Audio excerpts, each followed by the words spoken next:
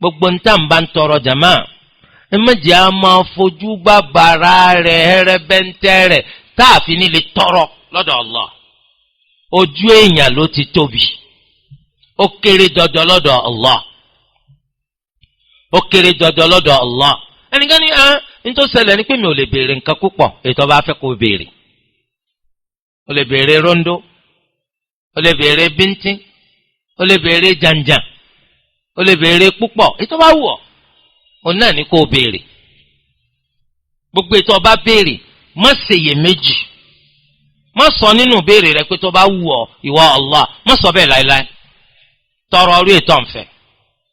Wọ́n sọ pé because tó bá béèrè tó pọ̀, tó bá béèrè tí ó tóbi, ò ní rójú sin Allah. Ó máa béèrè. Bó bá béèrè tó pọ̀, tó bá béèrè tí ó tóbi, máa yán ètí ò ní gbẹ̀sìn lọ́wọ́ mi. Ètí ò ní gbẹ̀sìn lọ́wọ́ mi. Kò sáburú nínú Islam pé kó lówó kọ́pọ̀.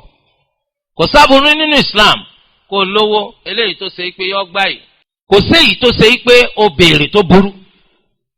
Àmọ́ máa yan ló lè béèrè kékeré gan tí ó mọ parun. Ó máa yan ètò dáa. Rabbana atina fid dunya hasana wa fil akhirati hasanatan wa qina adhaban nar.